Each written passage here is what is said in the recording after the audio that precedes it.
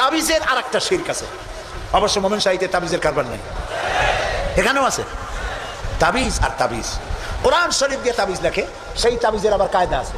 ধান্দা লাগাবার জন্য বলে খালের পানি, বিলের পানি, পুকুরের পানি, টিউবওয়েলের পানি, চালার পানি, খালের পানি, 7 জায়গার পানি, জাফরানের কালি, এগুলো নিয়ে কাগজের উপরে দাগ দিয়ে তারপর কতগুলি নাম্বার লেখে, 752, 313, 1472, 1771।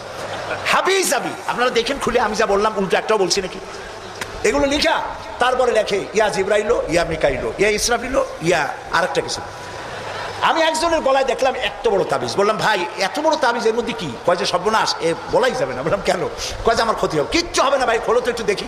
তারপরে তাবিজটা খুললাম, মোমটম ছাড়াইয়া তাবিজ দেখলাম যে ওইভাবে দাগ দাগ দেওয়া, আর চতুর্দিকে লেখা ইয়া বধু হো, ইয়া বধু হো। তা আমি বললাম ভাই এই তাবিজ লেখছে কে? বললো মসজিদের ইমাম সাহেব। ডাকে ইমাম সাহেব আসলাম, বলল ভাই ইমাম সাহেব এই তাবিজ আপনি লিখছেন? কয় হ্যাঁ। তা আমি বললাম ভাই বধু হো কি? কয় হুজুর আমি নিজেও বুঝি না বধু হো কি।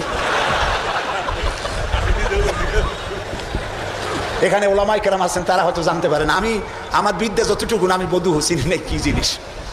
এই সব তাবিজ লিখে লিখে গলায় ঝুলানো হচ্ছে। পিসাবদের কাছে যায়, লাল সুতো কালো সুতো নিয়ে যায়, পিসাবরা পরে ফুদায় গিরে দেয়, ফুদায় গিরে দেয়, এই সুতা গলায় বান্ধা তারপরে এই সব তাবিজ ঝুলানো। হাদিস শরীফে এসেছে শিরক, শিরক। রাসূল এটা করেন নাই, একজন সাহাবী তাবিজের ব্যবসা করেন নাই। ঝাড়ফুঁক করেছেন, ঝাড়ফুঁক করা জায়েজ আছে, রাসূলুল্লাহ করেছেন, সাহাবায়ে কেরাম করেছেন। ঝাড়ফুঁকের জন্য কোরআনের মধ্যে 2টা সূরা শুধু ঝাড়ফুঁকের জন্যই আল্লাহ নাযিল করেছেন, একটা সূরা ফালাক আর একটা সূরা নাস। সুবহানাল্লাহ বলেন। মানুষের ক্ষতি করতে পারে, জাদু টোনা করতে পারে, সেজন্য রাসূলুল্লাহ বলেছেন, লক্ষ্য করেন হাদিস, সূরা ফালাক সূরা নাস 3 বার পড়বে ফজরে পড়ে, 3 বার পড়বে রাতে শোয়ার সময়, পড়িয়া হাতের মধ্যে ফু দিয়া এই হাত দুটো মাথা থেকে শুরু করে শরীরের মধ্যে ডলে দিবে। রাসূলুল্লাহ নিজে এটা করতেন। আল্লাহ রাসূল বলেছেন এই আমল যে করবে, দুষ্ট জিন, দুষ্ট শয়তান, দুষ্ট মানুষের অনিষ্টতা থেকে আল্লাহ তাকে হেফাজত করবেন।